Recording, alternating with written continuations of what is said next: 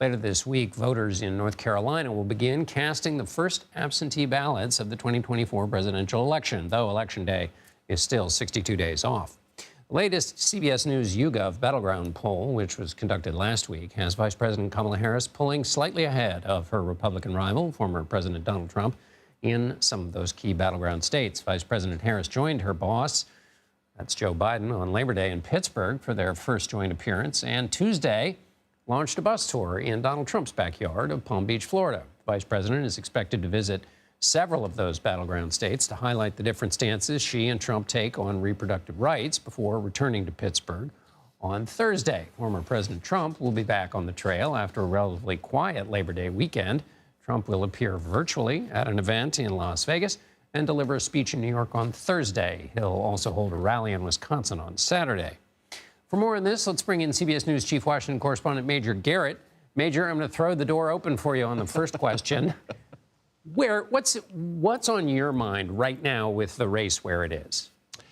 To me, John, the central question of this election is, will there be a reconsideration of former President Trump? Here's what I mean. This election so far has been unlike the two ones that Donald Trump participated in 2016 and 2020. How so? In 2016, Donald Trump never led, and he won narrowly over Hillary Clinton, unexpectedly. In 2020, he trailed Joe Biden considerably and lost narrowly. This election cycle, though, Trump had a lead. In Milwaukee, that's all anyone could talk about. All the Republicans were measuring the drapes of the White House, describing how big the Trump victory was going to be. Trump was the leader for the very first time in his political career. Now, as our poll and many others show, with a switch from Joe Biden to Kamala Harris, Trump is no longer the leader. He may be close, but he lost what he once had. That's never happened before in Donald Trump's political life, John. He's always been the trailer who closed hard. Now he was the leader who lost something. For Trump to get back in this race and win it, there has to be a reconsideration of that shift. Those who moved from Trump to Harris have to reconsider that reconsideration. That's a hard thing for any candidate to pull off, and that's one of the things that fascinates me about where we are right now. So you've covered Donald Trump for a long time. When he ran in 2000, he said abortion was murder and women should be punished. The women who have an abortion should be punished. Now he's saying that he's against Florida's 6-week ban that starts at 6 weeks, saying women need more time to consider an abortion, which effectively makes him pro-choice. And he's promising free IVF treatments. So he's been all over the place in the course of his career and life. This is not a surprise with him. He's been that on many issues. But how do you read this current fishtailing on reproductive rights? A recognition within the Trump campaign that there is something new in American politics that did not exist, John, before the Dobbs decision that overturned Roe versus Wade. What is that? A single-issue abortion rights advocate voter.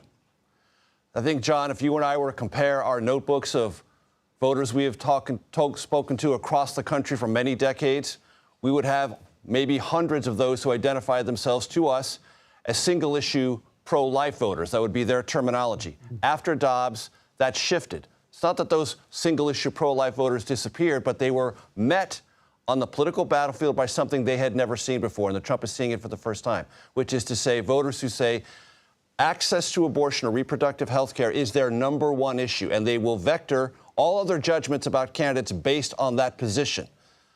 That mirrors that we had dealt with for decades before that single-issue pro-life so-called voter.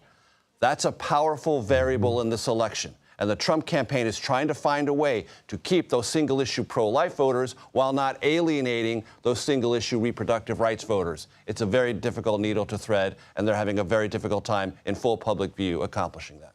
Final question, Major. The Harris campaign announced that it will transfer nearly $25 million to help down-ballot Democratic candidates. Why does that matter? Because it makes clear to voters that the Harris campaign is not the underdog it currently describes itself as being. And it describes itself as an underdog for all sorts of tactical reasons. Keep pushing, take nothing for granted, etc. When campaigns have a lot of resources and a lot of volunteers and a lot of wherewithal, they look for places to put that excess wherewithal. And the Harris campaign is saying, let's proceed down ballot. Let's do everything we can with the extra resources we have to help Democrats running for Senate, running for House races, running even for attorneys general in states. That is the way the Harris campaign is signaling something big might be in the offing, something bigger than the polls currently indicate, and we want to be ready for that just in case. And the way we make ourselves ready for that is to devote some of our resources to some of those other races.